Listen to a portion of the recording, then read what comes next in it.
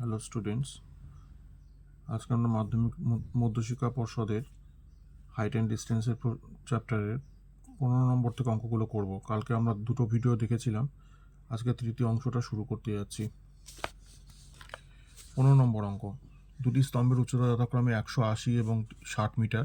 দ্বিতীয় স্তম্ভটির গোড়া থেকে প্রথমটির চূড়ার উন্নতিকোণ 60 ডিগ্রি হলে প্রথমটির গোড়া থেকে দ্বিতীয়টির চূড়ার উন্নতিকোণ কত হবে হিসেব করি।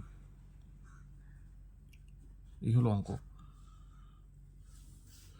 তো সমাধানে প্রথম চূড়াটিকে ধরে নেওয়া হচ্ছে এবি এবং দ্বিতীয় চূড়াটিকে সিডি। প্রথমটির উচ্চতা দেওয়া হচ্ছে 180, দ্বিতীয়টির উচ্চতা 60 মিটার।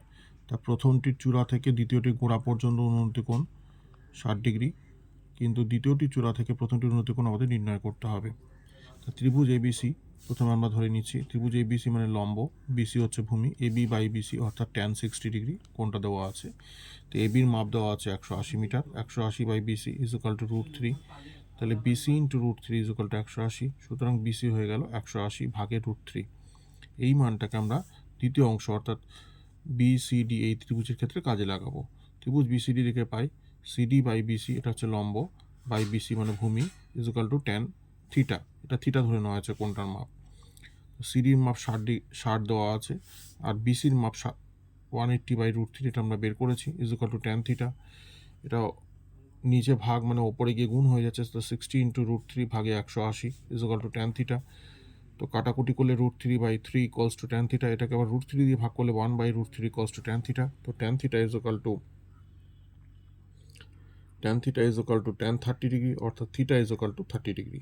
এই হলো সমাধান। তো থিটার মান, যেটা এই দ্বিতীয় যে চূড়াটা আছে, দ্বিতীয় চূড়া থেকে প্রথম চূড়াটার গোড়ার পর্যন্ত যে উন্নতি কোণ, সেটা 30 ডিগ্রি হবে। 16 নম্বর অঙ্কে আসা যাচ্ছে। তো বলা হচ্ছে সূর্যের উন্নতি কোণ 45 ডিগ্রি হলে কোনো সমতলে অবস্থিত একটি স্তম্ভের ছায়ার দৈর্ঘ্য যা হয় উন্নতি কোণ 30 ডিগ্রি হলে ছায়ার দৈর্ঘ্য তার থেকে 60 মিটার বেশি হয়। এই ধরনের অঙ্কগুলো খুব ইম্পর্টেন্ট এবারে মাধ্যমিকের জন্য, ভালো করে তোমরা অভ্যাস করো। স্তম্ভটির উচ্চতা কত সেটা আমরা নির্ণয় করব। তো দেখো কিভাবে করছি। এটা হচ্ছে স্তম্ভ এবি, এটার উচ্চতা আমাদের নির্ণয় করতে হবে।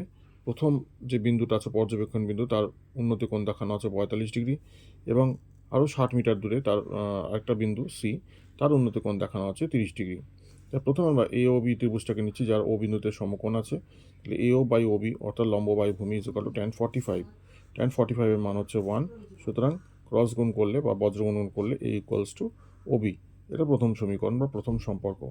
এবার দূরের ত্রিভুজটা নিচ্ছি এ ও সি। ত্রিভুজ এ ও সি থেকে কি পাচ্ছি, AO by O C is equal to tan 30, AO by O B plus BC is equal to 1/√3।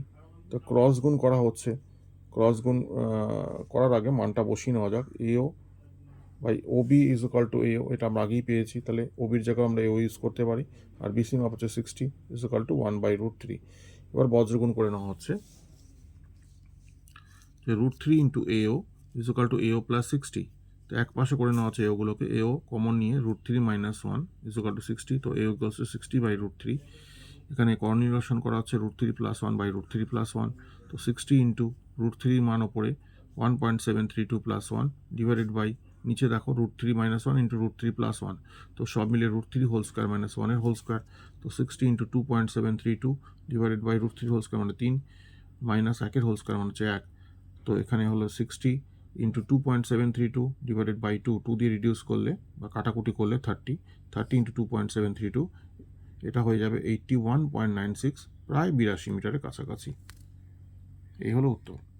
17 নম্বর অঙ্ক, একটা চিমনির সঙ্গে একই সরলরেখায় অবস্থিত একই সমতলে অবস্থিত একই সরলরেখায় কোনো একটি বিন্দু থেকে চিমনির দিকে 50 মিটার এগিয়ে যাওয়ায় তার উন্নতিকোণ 30 থেকে 60 ডিগ্রি হলো। চিমনির উচ্চতা কত? এটা হচ্ছে 17 নম্বরের ছবি।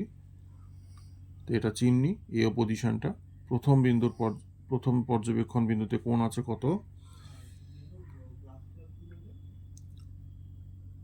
এটা 60 ডিগ্রি দেওয়া আছে, এটা 30 ডিগ্রি তোমাদের দেওয়া আছে, ওই একই রকম আগের অঙ্কটার মতো 16 নম্বরের অঙ্কটা। তাহলে এখানে 50 মিটার ডিফারেন্স, এখানে লক্ষ্য করে এখানে 60 মিটারের ডিফারেন্স ছিল, এখানে 50 মিটার ডিফারেন্স। তা তোমরা একটু চেষ্টা করবে বাড়িতে যাতে ঠিকঠাক ওটাকে 16 নম্বর অঙ্কটা দেখে নিয়ে 17 নম্বর অঙ্কটা তোমরা পারফেক্টলি ডান করতে পারো। আশা করি আমার কথাটা তোমরা বুঝতে পারছো। একই ছবি, একই ধরনের প্রশ্ন, তো সমাধানটাও একই রকমই হবে। 18 নম্বর অঙ্ক, এটাও একটা খুব ইম্পর্টেন্ট অঙ্ক। 126 ডেসিমিটার উঁচু একটা উল্লম্ব খুঁটি মাটি থেকে কিছু ওপরে দুমড়ে গিয়ে উপরের অংশ কাত হয়ে গেছে। কাত হয়ে পড়া তার অগ্রভাগ মাটি থেকে ভূমির সঙ্গে 30 ডিগ্রি কোণ তৈরি করেছে। খুঁটিটি কত উপরে দুমড়ে গিয়েছিল এবং তার অগ্রভাগ মাটি থেকে কত দূরে স্পর্শ করেছে। খুব ইম্পর্টেন্ট অঙ্ক এই অঙ্কটা, 18 নম্বর। তো দেখো, এই হচ্ছে ছবি, এটা হচ্ছে খুঁটিটা ভাঙার আগের অবস্থা। তার উচ্চতা ছিল 126 ডেসিমিটার। তারপরে মাটি থেকে ধরে নেওয়া যাক এক্স মিটার উচ্চতা, তো ওবি পোর্শনটা মাটির ওপরে রয়ে গেছে এবং এবি অংশটা ভেঙে গিয়ে ঘুরে গিয়ে বিসি অংশ মানে সি বিন্দুতে গিয়ে খুঁটিটা মাটি স্পর্শ করেছে। তাতে তার উন্নতি কোণ হয়েছে 30 ডিগ্রি। এটাকে তাহলে পুরোটা ছিল 126 ডেসিমিটার, আর মাটির ওপরে এক্স ডেসিমিটার ওপরে ভেঙেছে, অর্থাৎ বাকি যে ভাঙা অংশের দৈর্ঘ্য সেটা হলো 126 মাইনাস এক্স, সেটা হলো এবি অংশের দৈর্ঘ্য, আবার সাথে সাথে বিসি অংশের দৈর্ঘ্য। তাহলে এবার ত্রিভুজ হিসেবে আমরা বিওসি ত্রিভুজটাকে ধরে নিচ্ছি। তাহলে ওবি বাই বিসি হয়ে গেল লম্ব বাই অতিভুজ, সেটা হলো সাইন 30। তাহলে ওবির মান হচ্ছে এক্স আর বিসির মান হচ্ছে 126 minus x is equal to half. এবার যদি আমরা বজ্রগুণ করে দিই তাহলে 2x is equal to 126 minus x, এক্সগুলোকে এক পাশে নিয়ে 2x plus x is equal to 126, তাহলে 3x হয়ে গেল 126, এক্সের মাপ হয়ে গেল 26 ভাগে 3 42 ডেসিমিটার। আবার একই রকমভাবে যদি কত দূরে রয়েছে সেটা নির্ণয় করতে চাই, তাহলে এটা হচ্ছে লম্ব, এটা হচ্ছে ভূমি, ওবি বাই ওসি। ত্রিভুজটা একবার দেখে নেওয়া যাক। ওবি বাই বিসি, এই যে ছবিটা, OB by OC is equal to tan 30। তা এই অবস্থায় যদি আমরা অগ্রসর হই, OB by OC is equal to tan 30, তাহলে ওবির মাপ 42, ওসির মাপ জানি না, সেটা বার করব 1/√3। তাহলে আবার ক্রস গুণ করে দিলে ওসি ইন্টু 1 ওসি আর 42√3 ডেসিমিটার। এই ভিডিও এখানেই শেষ করছি। পরের ভিডিওতে তোমাদের সাথে আবার দেখা হচ্ছে এই প্রশ্নমালার বাকি অংশগুলো নিয়ে। আশা করি তোমরা সবাই বুঝতে পেরেছো। কোনো অসুবিধা থাকলে প্রশ্ন পাঠিও।